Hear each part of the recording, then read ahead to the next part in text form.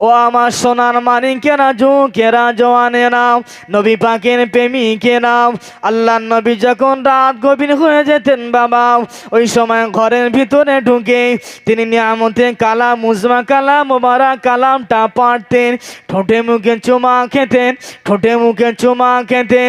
নবী আমার কোরআন তেলাওয়াত করতেন, এতটা মধুর আওয়াজ, এতটা মধুর আওয়াজ, কাফেরে কুফারে কুরাইশেরা তারা ঘরেতে না থাকতে পেরে রাসূলুল্লাহ দাওলাত খানায় তারা গিয়ে দাঁড়িয়ে দাঁড়িয়ে দাঁড়িয়ে দাঁড়িয়ে দাঁড়িয়ে তারা কোরআন শ্রবণ করতে লাগতো। আবু জেহেল উতবা সাহাবা দেখতে পেল, যদি এইভাবে তারা কোরআন শোনে, যদি এইভাবে তারা কোরআন শোনে, আমাদের বাপ দাদারা ধর্ম টিকবে না। তারা কাবা চক্কর তথা দারুন নাদওয়াতে বসে মিটিং করলেন। আমার কুফার কুরাইশের বাচ্চারা, তোমরা শুনে রেখে দাও, আমি আবু জেহেল, আমি নেতা জানিয়ে দিলাম, আমি লিডার তোমাদেরকে বলে দিলাম, যদি তোমরা ওই মুহাম্মাদের কোরআন শুনতে যাও, যদি মুহাম্মাদের ওই বাণী শুনতে যাও, তোমাদের কানে গরম সীসা ঢেলে দেওয়া হবে। আল্লাহ নবী যখন পরের দিন আবার কোরআন শুরু করে দিলেন, রাত্রের বেলা যখন মধুর আওয়াজ কোরআন তেলাওয়াত শুরু করে দিলেন, কুফারের বাচ্চারাও তাদের একটা মরণের চিন্তা এসে গেল বাপ, তারা এই মরণের চিন্তার খাতিরে আর রাসূলুল্লাহ দৌলত খানায় জেল গেলেন না। আবু জেহেল ঘোষণা দিল, যদি তোমরা এই মুহাম্মাদের কোরআন তোমরা শুনতে যাও, তাহলে তোমাদের কানে গরম সীসা ঢেলে দেওয়া হবে। ছোট্ট ছোট্ট বাচ্চারা, তাদের তো মরণের একটা ভয় আছে বাপ। দ্বিতীয় দিন আর গেলেন না, তারা ঘরে বসে মুহাম্মাদের কোরআন শুনছে। রসুল আবার যেই কোরআন শুরু করলেন, যে যেভাবেই ছিল, কেউ খাদ্য, কেউ খাচ্ছিলেন, কেউ শুয়েছিলেন, কেউ দাঁড়িয়ে, ওইভাবে নীরব নিথর মেরে আল্লাহ পাকের কোরআন শুনছিলেন। বলুন সুবহানাল্লাহ। আল্লাহ নবী আবার কোরআন শুরু করে দিলেন। যেই না কোরআন তেলাওয়াত করা শুরু করে দিলেন, আবু জেহেল এতটা গভীর রাতে, এতটা গভীর রাতে দেখতে পেলেন বাবা, এতটা মধুর আওয়াজ কোথা থেকে আসে? এই আওয়াজটা আমার ভাতিজা মুহাম্মাদের ছাড়া কারোর হতে পারে না। আবু জেহেল ঘরের দরওয়াজাটা খুলে দিলেন বাবা। ঘরের দরওয়াজাটা খুলে বাইরে উকিঝিকি মেরে দেখলেন আশেপাশে তো কেউ নাই। এতটা কোরআনের মহাব্বতের আওয়াজ, এতটা মধুর তেলাওয়াত, আল্লাহ নবী যখন তেলাওয়াত শুরু করে দিলেন, আবু জেহেলের মতন কঠোর কাফের ঘর থেকে টুক টুক টুক টুক করে বার হয়ে রাসূলুল্লাহ দৌলত খানায় চলে গেলেন।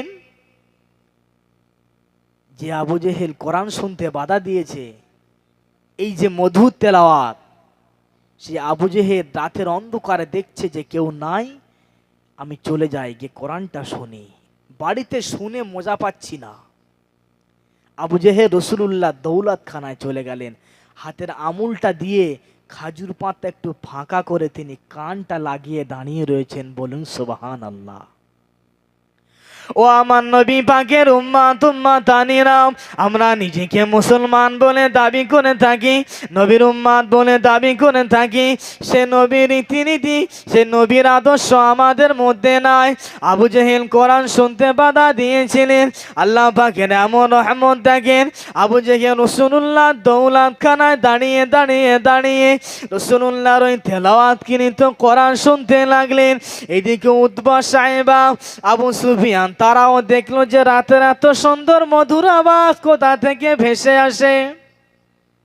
আবু জেহেল তো চলে গেছে, কিন্তু আবু সুফিয়ান, উতবা সাহেবা তারা দেখছে যে এত সুন্দর যে মধুর তেলাওয়াতের আওয়াজ, এই আওয়াজটা কোথা থেকে আসে? এই আওয়াজ নিশ্চয়ই আমাদের ভাতিজা মুহাম্মাদেরই আওয়াজ, অন্য কোনো আওয়াজ নয়। তারাও আবু জেহেলের মতন ঘর থেকে বার হয়ে এইদিকে উকি ঝুঁকি মেরে তারাও রাসূলুল্লাহ দৌলত খানায় গিয়ে দাঁড়িয়ে পড়লেন। একটা ঘরে চারটে কোণ, চারজনা দাঁড়িয়ে পড়লেন। আল্লাহ নবী আবার কোরআন শুরু করে দিলেন। আবু জেহেল উতবা সাহেবা তারা দাঁড়িয়ে দাঁড়িয়ে দাঁড়িয়ে দাঁড়িয়ে দাঁড়িয়ে আল্লাহ নবীর কোরআন শুনছিলেন। বাবাজিরাও, ও আমার নবী পাকের উম্মাত উম্মাতানিরাও, আল্লাহ নবী যখন কোরআন তেলাওয়াত শুরু করে দিলেন, আবু জেহেল উতবা সাহেবা শুনতে লাগলেন।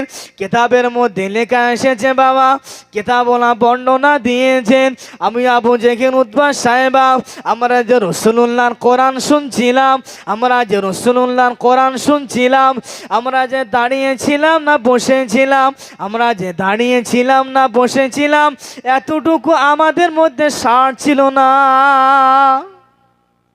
আমরা যে দাঁড়িয়েছিলাম না বসেছিলাম, আমাদের এই সারটা ছিল না যে আমরা কোথায় আছি। রাসূল কোরআন পড়া শেষ করে দিয়ে ঠোঁটে মুখে চুমা খেয়ে আবার তিনি গন্তব্যে একটা স্থানে রেখে দিলেন। আবু জেহেলের চেতনা ফাড়ল, আমি কোথায়? হায় রে হায়, যদি আমাকে কেউ দেখে ফেলে, আমি যে লিডার, এই লিডারিত্ব আর চলবে না। আবু সুফিয়ান উতবা সাহেবা তারা দেখছে আমরাও কোথায়। আল্লাহ আমার জমিনকে ডাক দিয়ে বলেন, আয় আমার জমিন, আল্লাহ আমার কোরআনে জানিয়ে দিয়েছেন লিল্লাহি মা ফিস সামাওয়াতি ওয়াল আরদি, আল্লাহ আমার জানিয়ে দেন আসমান জমিনে যা রয়েছে আমি আল্লাহ আমি আল্লাহ আমি হলাম মালিক। আমার জমিনকে অর্ডার করলে নাই, আমার জমিন তুমি এই যে চারটে রাস্তার একটা মোড় বেনে যাও। আল্লাহ বললেন, জমিন এই যে চারটে রাস্তা রয়েছে, এই রাস্তা তোমরা একটা মোড় বেনে যাও, আমি এর সাথে ওর সাক্ষাৎ করে দেব, ওর সাথে এর আমি সাক্ষাৎ করে দেব। চারটে রাস্তার মোড় যখন একত্রিত হয়ে গেলেন, আবু সুফিয়ান, আবু লাহাব, কি ব্যাপার তোমরা কোথায়? আবু সুফিয়ান বলছে যে নেতা, তুমি বারণ করেছো, আবার তুমি তো মুহাম্মাদের এই কোরআন শুনতে এসছো। বলছে যে যাই বলে বলুক, কিন্তু মুহাম্মাদের যে কোরআনের আওয়াজ এত ভালো লাগে, এত মধুর সুর, ঘরে আর থাকতে পারলাম না। আবু জেহেল ভাবছে যে আবু সুফিয়ান উতবা সাহেব আমার হাতে হাত দিয়ে তোমরা বায়াত গ্রহণ করো, দ্বিতীয় দিন যেন তোমরা আর এই কোরআন শুনতে আসবে না, আমিও আসবো না, তোমরাও আসবে না। হাতে হাত দিয়ে লিডার বলেছে অঙ্গীকার তো হতেই হবে। হাতে হাত দিয়ে যখন অঙ্গীকার করছে, কিতাবের মধ্যে আসছে যে চারজনাই মনে মনে ভাবতেছে তাহলে কেউ হয়তো আসবে না, আমি একাই আসবো।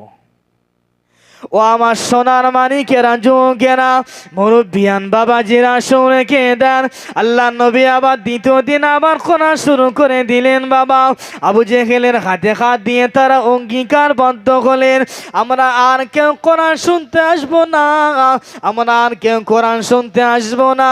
আবু জেহেল, আবু সুফিয়ান, উতবা সাহেবা তারা বাড়িতে চলে গেলেন। তারা একাকিত্ব আবার ভাবতে শুরু করলো, আবু জেহেল হয়তো আজকে যাবে না, আমি একাই যাব। চারজনের মনে এই কুমন্ত্রণা শুরু হয়ে গেলেন। ও আমার সোনার মানিকেরা, ও আমার যুবকেরা, নবী পাকের প্রেমিকেরা, আল্লাহ নবী আমার দ্বিতীয় দিন যখন কোরআন শুরু করে দিলেন তেলাওয়াত, আবু জেহেল ভাবছে আর কেউ যাবে না, উতবা ভাবছে আর কেউ যাবে না, আবু সুফিয়ান ভাবছে কেউ যাবে না, সাহেবা ভাবছে আর কেউ যাবে না। যে যার মতো আবার গভীর রাত্রে রাসূলুল্লাহ দাওলাত খানার পাশে দাঁড়িয়ে দাঁড়িয়ে দাঁড়িয়ে আবার কোরআন শুনতে লাগলেন। তারা কিতাবের মধ্যে বর্ণনা এসেছে বাবাজি, তারা আবার যখন রাসূল আবার কোরআন সম্পূর্ণ করে কোরআন তেলাওয়াত শেষ করে যখন তিনি ঠোঁটে মুখে চুমা খেলেন, গন্তব্যস্থানে আবার রাখলেন। আল্লাহ নবী যখন যেই না গন্তব্যস্থানে রেখে দিলেন, আবু জেহেলের দিমাগ ঘুরে গেল, আমি কোথায়? আবু সুফিয়ান বললেন, আমি কোথায়? হায় রে হায়, আবার কেউ দেখে ফেলবে নাকি? আবার আল্লাহ পাক জমিনকে অর্ডার দিলেন, জমিন তুমি আবার একত্রিত হয়ে যাও, আমি ওদেরকে আবার মিলিয়ে দিতে চাই। আল্লাহ পাকের অর্ডারে জমিন একত্রিত হলো, সময় সংক্ষেপ, আবার আল্লাহ পাক তাদেরকে একত্রিত করে দিল। আবু জেহেল বলছে যাই বলুক, কিন্তু মুহাম্মাদের এই যে কোরআন এত ভালো লাগে, এত মধুর লাগে, ঘরে আর থাকতে পারেন, একটু মহাব্বত করে বলুন না সুবহানাল্লাহ। বাবাজি এই কোরআন আজ আমাদের ঘরের সন্তানদের আর ভালো লাগে না। এই জাতি তারা অধঃপতনে যাবে না, তা কোথায় যাবে? রাসূলুল্লাহ বিদায় ভাষণে বলেছিলেন, আয় আমার সাহাবীরা, আমার সঙ্গী সাথীরা, আমি রসুল হয়তো চিরস্থায়ী দুনিয়ার জমিনে থাকবো না, তথাপি আমার রেখে যাওয়া যদি দুটো জিনিস তোমরা আঁকড়ে ধরে রাখতে পারো, পৃথিবীর এমন কোনো শক্তি নাই, এমন কোনো গোষ্ঠী নাই যে তোমাদের গোমরাহির দিকে ঠেলে দেবে। রসুল বললেন, আমার রেখে যাওয়া রীতিনীতি তথা সুন্নাত, দ্বিতীয় হলো আল্লাহ পাকের কোরআন। এই দুটো যদি তোমরা ধরে রাখতে পারো। আজ দুর্ভাগ্যবশত আমরা দুটোইকে ছেড়ে দিয়েছি। আবু জেহেল উতবা সাহেবা বলতে লাগলেন, দারুন নাদওয়াতে তারা বসে বসে মিটিং করলো, তারা মাশওয়ারা আলোচনা করলো, মুহাম্মদকে ডাকা হোক, মুহাম্মদকে ডাকা হোক, যেন মুহাম্মদ যেন এই ধর্ম প্রচার যেন বন্ধ করে দেয়। খোঁজ লওয়া হলো, মুহাম্মদ তো বাড়িতে নাই। আবু তালিবের কাছে চলে গেলে, আয় আমাদের সঙ্গী সাথী আবু তালিব, শুনে রেখে দাও, তোমার ভাতিজাকে তুমি বলে দিও এই কোরআনের প্রচার, এই কলেমার প্রচার যেন আর না দেয়। তারা যেন যদি কলেমার প্রচারটা বন্ধ না করে, আমরা তোমার প্রতি যুদ্ধ ঘোষণা করতে বাধ্য হব। সারাদিন রসুল আমার কলেমার দাওয়াত দিয়ে যখন বাড়িতে আসলেন, আবু তালিব চাচা ডাকছে, ভাতিজা মোহাম্মদ, তোমার জন্য একটা খুশির খবর আছে। চাচা যান। রসুল হয়তো ভাবলেন যে হয়তো কোনো বেদিন, কোনো বেঈমান হয়তো কলমা পড়বে। আবু সুফিয়ান আবু তালিব বলেছিলেন, মোহাম্মদ, আয় আমার ভাতিজা মোহাম্মদ, আবু জেহেল উতবা সাহেবা তারা আমার কাছে এসেছিল, তুমি যদি এই কালেমার প্রচারটা বন্ধ না করো, এই কালেমার প্রচারটা যদি বন্ধ না করো, তারা আমার বিরুদ্ধে যুদ্ধ ঘোষণা দিয়েছে। আমি তোমার চাচা হয়ে বলে দেই বাপ, তুমি এই কালেমা প্রচারটা বন্ধ করে দাও। রাসূলুল্লাহ আমার ডুকরে কেঁদে ফেললেন। রাসূলুল্লাহ ডুকরে কেঁদে ফেললেন।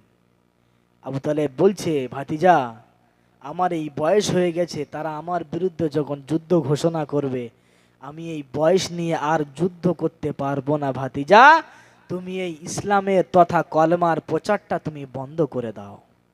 রাসূলুল্লাহ কেঁদে ফেললেন। আল্লাহ নবী ওই সময় ডেকে বলেছিলেন, ও আমার চাচা আবু তালিব, চাচা যান, আয় আমার চাচা যান, তুমি শুনে রেখে দাও, আমি যখন মায়ের গর্ভেতে ছিলাম, আমি যখন মায়ের পেটেতে ছিলাম, আমার আব্বাকে হারিয়ে ফেললাম। আমি যখন জন্ম হয়েছি 6 বছর বয়সে আম্মাকে হারালাম, 8 বছর বয়সে আমার দাদুজিকে হারালাম। দাদুজি হারানোর পর থেকে তোমার তত্ত্বাবধানে আমি মুহাম্মদ লালন পালন হই। আমি মুহাম্মদ যখন তায়েফবাসীদের কাছ থেকে কলেমা দাওয়াত দিয়ে যখন বাড়িতে ফিরে আসি, এতটা কষ্ট করে যখন ফিরে আসি, চাচা যান, তুমি যখন আমাকে একবার মুহাম্মদ বলে ডাকো, ও আমার চাচা যান, আমার এই সারাদিনের ক্লান্তি, আমার সারাদিনের কষ্টটা এক নিমেষে দূর হয়ে যায়। চাচা যান, তুমি আমাকে যদি বারণ করে দাও, তুমি যদি আমাকে থাকার জায়গাও না দাও, আমি মুহাম্মদ বলে দিলাম, আমি এই ধর্ম প্রচার কলেমাটা বন্ধ করব না। আর জোরে বলুন সুবহানাল্লাহ। ছোট্ট বয়সে চাচা যান, আমি যখন মায়ের গর্ভে ছিলাম, আম্মাকে বাপকে হারিয়ে দিলাম, মাকে হারালাম, 8 বছর বয়সে দাদুজিকেও হারিয়ে ফেললাম। আমি তারপর থেকে আপনার কাছে আমি লালন পালন হয়েছি।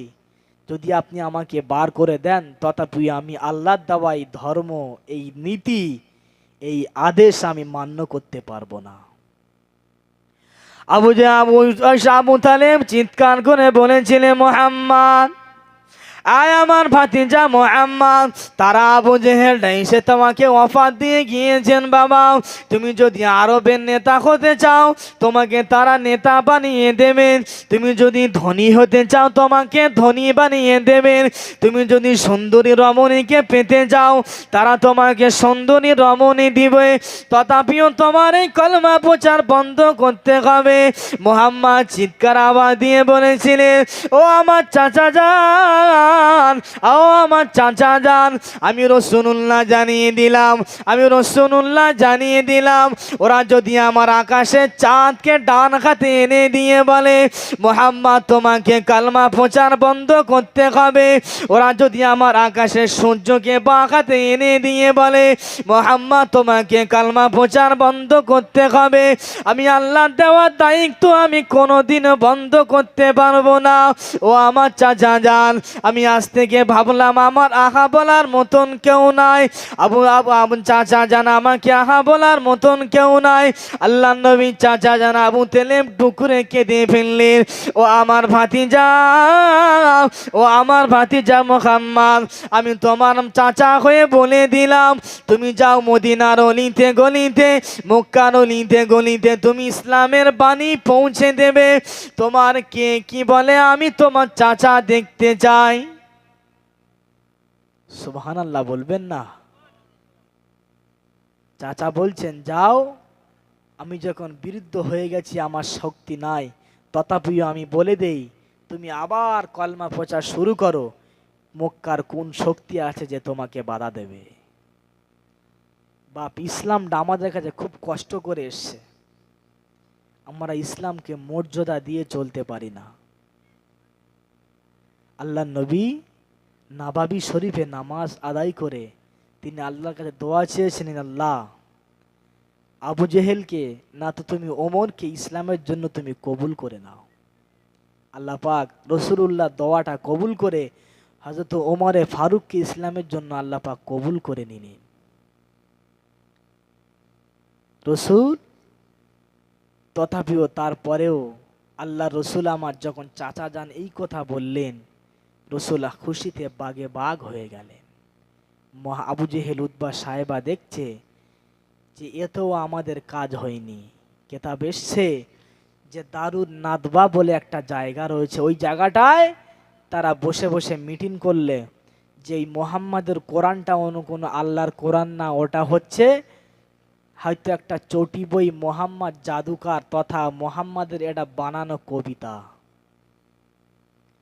মোহাম্মদকে ডাকা হলো, রসুলকে কাবা চক করে ডাকা হলো, মোহাম্মদ তুমি যে কোরআনের কথা বলছো কোরআনটা তো তোমার বানানো কোরআন। রসুল এই ইসলামটা আমাদের কাছে পৌঁছে দিতে কতটা কষ্টর সম্মুখীন হয়েছেন আপনি অবাক হয়ে যাবেন। আবু জেহেল মোহাম্মদকে চ্যালেঞ্জ করলো, মোহাম্মদ এই কোরআন আমরা বানিয়ে দেব, এই কোরআন তোমার আল্লাহর কোনো কোরআন না, এটা তোমার বানানো কোরআন। তৎকালীন জামানায় বাপ আরব ভাষী তারা সাহিত্যিক ছিলেন, কবি ছিলেন, বড় বড় লিডার তারা ছিলেন।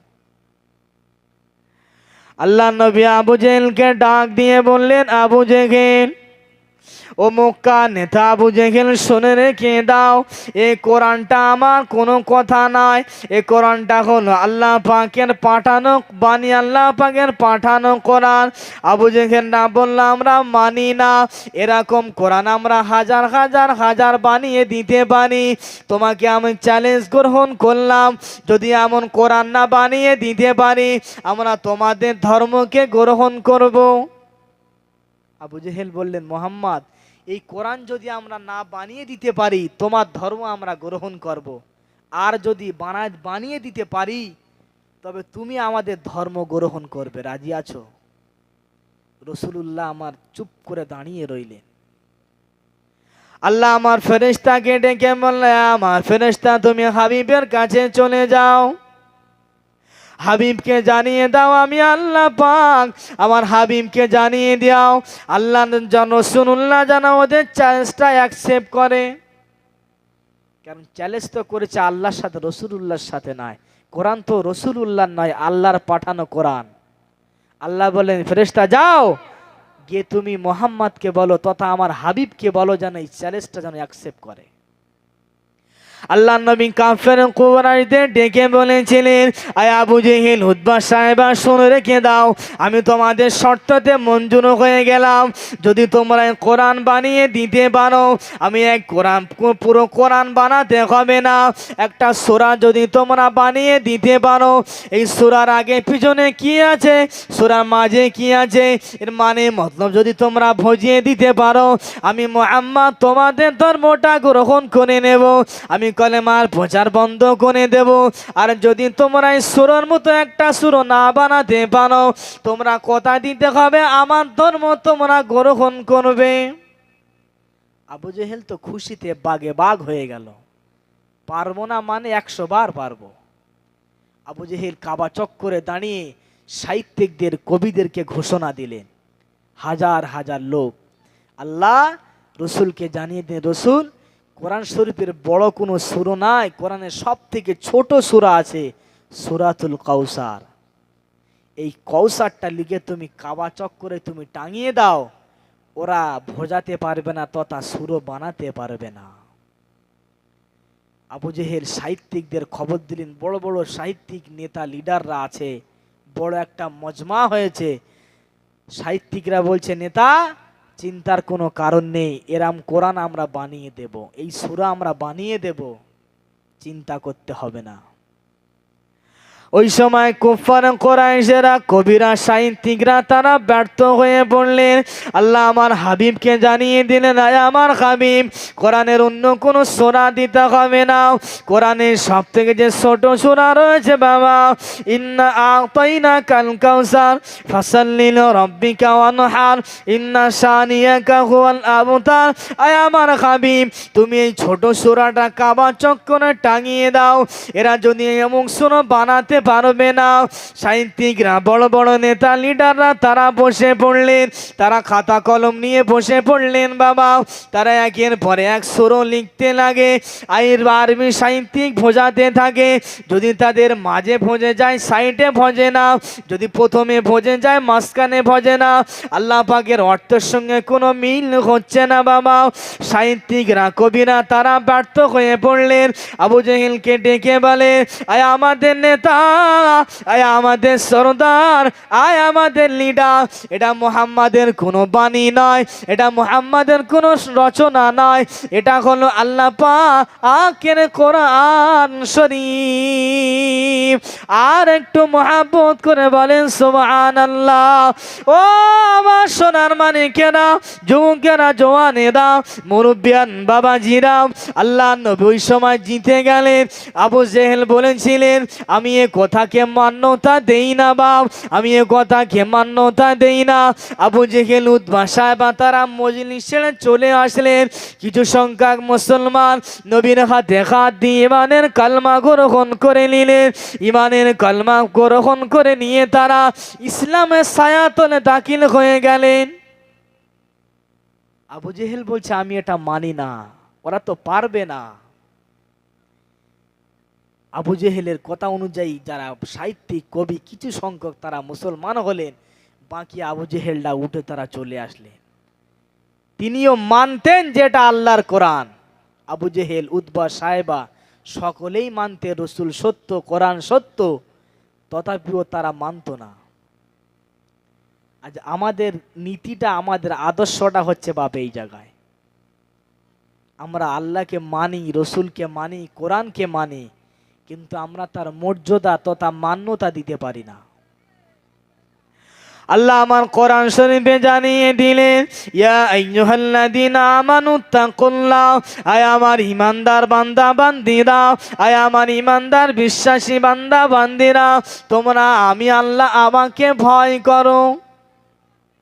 আল্লাহ বললেন যে তোমরা আমাকে ভয় করো, পৃথিবীর অন্য কারোর ভয় করার প্রয়োজন নাই। আল্লাহ বলছেন ওয়াকুনু মা'আস সাদিকিন, এবং তোমার সত্যবাদীদের সঙ্গে চলাফেরা ওঠা বসা করো। আজ আমরা আল্লাহকে ভয় তো দূরের কথা, সেই জায়গাটাই আমরা রাখতে পারি না। আল্লাহ কোরআনে বলছেন উদখুলু ফিস সিলমি কাফা। আল্লাহ কোরআনে বলছে ইয়া আইয়ুহাল্লাযীনা আমানু উদখুলু ফিস সিলমি কাফা। আয় আমার ইমানদার বিশ্বাসী বান্দাগণ, তোমরা আমার ইসলামের ভিতরে পরিপূর্ণভাবে তোমরা প্রবেশ করো। আল্লাহ বললেন তোমরা আমাকে ভয় করো এবং আমার ইসলামের ভিতরে তোমরা পরিপূর্ণভাবে দাখিল হও, প্রবেশ করো। আজ আমরা বুকে হাত দিয়ে বলি, বাপ আমরা ইসলামের ভিতরে কতটা নিজেকে দাখিল করতে পারলাম, প্রবেশ করতে পারলাম। আমরা চার ইমামে এক ইমাম, ইমামে আজম আবু হানিফা রাহমাতুল্লাহ আলাইহি, আমরা যার মাযহাবকে অনুসরণ করে চলি বাবা, চার মাযহাব সই, তার মধ্যে আমরা যে ইমামকে মেনে চলি ইমামে আজম আবু হানিফা রাহমাতুল্লাহ আলাইহি বাবা, তানার মসলা হলো তিনি এশার ওযুতে 40 বছর, তিনি এশার ওযুতে 40 বছর একটানা ফজরের নামাজ পড়েছেন বাপ। আমরা যে ইমামকে মান্যতা দিয়ে চলি, আমরা যে ইমামকে মেনে চলি, সেই ইমামে আজম আবু হানিফা রাহমাতুল্লাহ আলাইহি, তিনি একটানা 40টা বছর এশার ওযুতে ফজরের নামাজ আদায় করেছিলেন বাপ। কথাটা যেমন শুনতে সহজ লাগে, কিন্তু ওটা বাস্তবে অতটাই কঠিন লাগে বাপ। আল্লাহ নবী এই ইমামে আজম আবু হানিফা রাহমাতুল্লাহ আলাইহির মসলা হলো, কোনো বান্দা কোনো বান্দি যদি ইবাদত করতে যায়, কোনো বান্দা কোনো বান্দি যদি নামাজ পড়তে যায়, সে যদি নামাজ পড়ে ঘুমিয়ে পড়ে, সে যদি নামাজ পড়ে যদি ঘুমিয়ে পড়ে, সেই বান্দাকে যদি আবার উঠে না মনে করে যে আমি নামাজ আদায় করব, ওই ইমাম আবু হানিফা রাহমাতুল্লাহ আলাইহির মসলা হলো ওই আমাকে সেই বান্দা বান্দিকে আবার উযু করে আবার নামাজ পড়তে হবে। ওই ইমামের আবু হানিফার মসলা হলো, যদি কোনো বান্দা ঘুমিয়ে পড়ে উঠে আবার উযু করে মনে করে নামাজ পড়বো, তাহলে আবার তাকে ওযু করতে হবে। ইমামে আজম আবু হানিফা রাহমাতুল্লাহ আলাইহি তিনি ইশার ওযুতে ফজরের নামাজ পড়েছিলেন একটানা 40টা বছর। শুনতে যতটা সহজ লাগে, বাস্তবে অতটাই কঠিন। তিনিও মানুষ, আমরাও মানুষ। তিনি আল্লাহ পাকের দরবারে দাঁড়াবেন, আমরাও দাঁড়াবো। আমরা তো কালমা পড়নেওয়ালা মুসলমান। আল্লাহ পাক আমার কোরআনে জানিয়ে দিয়েছেন ওয়ামিনহা নুখরিজুকুম তারাতান নুখরা।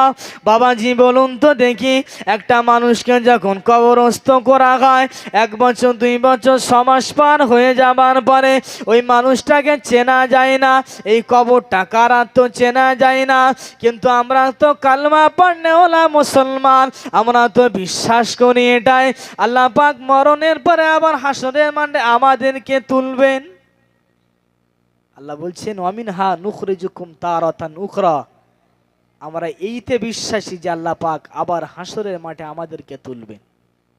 সেই দিন আল্লাহ পাকের সামনে যখন আমরা দণ্ডায়মান হব, দাঁড়াবো, আমাদের যখন হিসাব নিকাশ করা হবে, আমরা কি হিসাব দেব?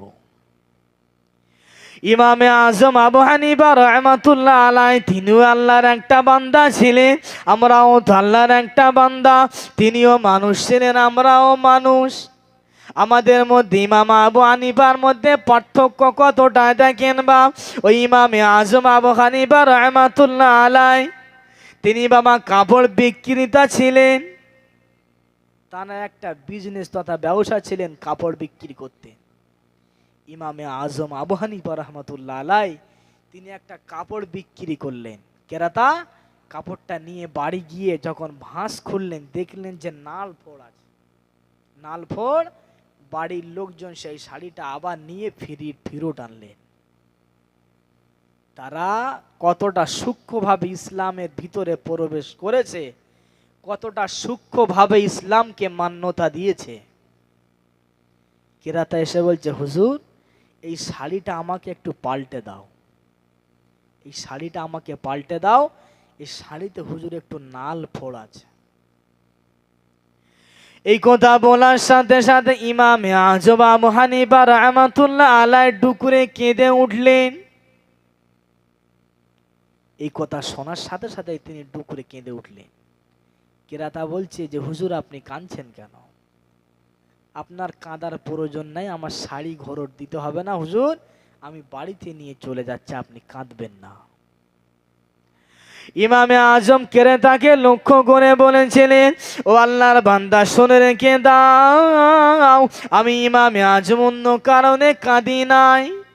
আমি ইমামে আজম যে শাড়িটা পাল্টে দেব, এই কারণে আমি ইমামে আজম কাঁদি নাই। আমি কাঁদি একটাই কথা মনে করে, আমি কাঁদি একটাই কথা মনে করে, আজ একটা নাল ফোড়ের কারণে যদি তুমি শাড়িটা ফেরত দিতে পারো, আল্লাহ পাক যিনি হাসরের মাঠে আমার আপনাকে দাঁড় করাবেন। আল্লাহ পাক যদি বলে ইমামে আজম অন্য মানবিন সাবেত ইমামে আজম, তোমার এই আমলটা আমার কাছে পছন্দ না, তোমার এই আমলটা আমার কাছে পছন্দ না, তুমি এই আমলটা তুমি পাল্টে নিয়ে আসো।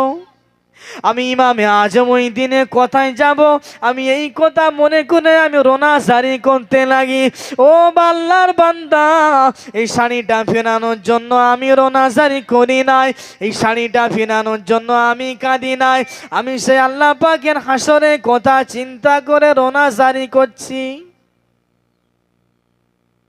বাপ, তাদের ঈমান আর আমাদের ঈমান আসমান জমিন পার্থক্য। আমি শুরুতে বলেছিলাম যে কু আনফুসাকুম ওয়া আহলিকুম নারা, তোমরা নিজেরা যেমন জাহান্নামের আগুন থেকে বাঁচতেছো, অনুরূপ ভাবে তোমাদের আহাল পরিবারকে তোমরা জাহান্নামের আগুন থেকে বাঁচাও। আল্লাহ পাকের ঘোষণা এটাই। আল্লাহ কোরআনে বলছেন, ইয়া আইয়ুহাল্লাযীনা আমানু, হে ঈমানদার বিশ্বাসী বান্দাগণ, কু আনফুসাকুম ওয়া আহলিকুম নারা, বান্দা তোমরা যেমন নিজেকে জাহান্নামের আগুন থেকে সরিয়ে রাখছো, বাঁচতেছো, অনুরূপ ভাবে তোমাদের সন্তানদেরকেও পরিবারদেরকেও তোমরা জাহান্নামের আগুন থেকে বাঁচাও। এই যে জলসা হচ্ছে, আজ আমাদের মতন মুসলমানের সন্তানেরা তারা বাজারে বেহায়া বেলগ না ভাবে ঘোরাফেরা করছে। বাপ, আমরা নামাজ পড়ি, রোজা রাখি, সামর্থ্য থাকলে হজ করি, যদি আমাদের পরিবারকে জাহান্নামের আগুন থেকে যদি না বাঁচাতে পারি, আমার মেয়েটাকে, বেবিটাকে, সন্তানটাকে যদি আমি ইসলামের ছায়াতলে যদি না আনতে পারি, আমি কেমন মুসলমান? একটা মহিলা হাসরের মাঠে 4 জনকে নিয়ে জাহান্নামে যাবে। একটা মেয়ে ছেলে হাসরের মাঠে 4 জন পুরুষকে নিয়ে জাহান্নামে যাবে। প্রথম নম্বরে স্বামী, বড় ছেলে, বড় ভাই, তার বাপ।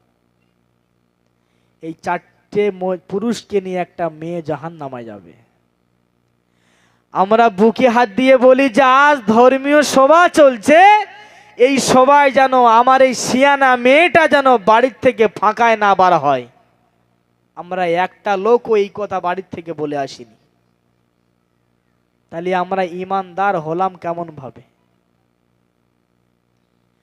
আল্লাহ নবী আমার বলেছেন, আয় আমার সাহাবা হুজুর সাহাবারা শুনে রেখে দেন, আয় আমার সঙ্গী সাথীরা তোমরা শুনে রেখে দেন, আমি 90 বোর্ড লাগিয়ে দিয়েছি জুয়ার রাস্তায়, আমি 90 বোর্ড লাগিয়ে দিয়েছি হারামের রাস্তায়, আমি 90 বোর্ড লাগিয়ে দিয়েছি সুদের রাস্তায়, আমি 90 বোর্ড লাগিয়ে দিয়েছি ভাইয়ের হক মারা থেকে, আমি 90 বোর্ড হক মারেছি তোমরা বেনামাজি থেকে।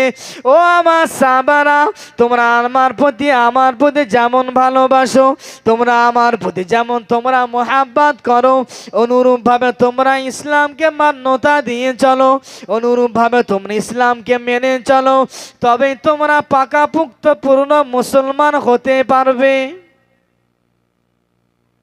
তারপরেই তোমরা পাকাপোক্ত পূর্ণ মুসলমান হতে পারবে। নচেত শুধু কলমা পড়াটাই আমাদের মুখ থেকে বেকার হয়ে যাবে। বেকার না, লাভ আছে, তবে যে শাস্তিটা ভোগ করতে হবে হাসরের মাঠে। ইমামে আজম তিনি এতটা সূক্ষ্মভাবে তিনি ইসলামের ভিতরে প্রবেশ করলেন, যদি আপনার বিবেক দ্বারা আপনি চিন্তা করেন, আপনার বিবেক আপনাকে বলে দেবে যে আজ আমরা কোন জগতে তথা কোথায় আছি। ওই শাড়ি ফিরে দেওয়ার জন্য তিনি কিন্তু কাঁদছেন না, কাঁদছেন যে আমার আল্লাহ যদি আমাকে বলে যে আমলটা পাল্টালে আমি নোমান বিন সাবেত ইমামে আজম কোথায় যাব? ওই ইমামে আজম আবার তিনি আল্লাহ ইমামে আজম আবু হানিফা রাহমাতুল্লাহ আলাই, চার ইমামের এক ইমাম ইমামে আজম আবু হানিফা রাহমাতুল্লাহ আলাই, তিনি জানেজার নামাজ পড়তে যাচ্ছেন। তিনি জানেজার নামাজ পড়তে যাচ্ছেন মরুভূমি এলাকায়। তিনি এমন একটা সময় গিয়ে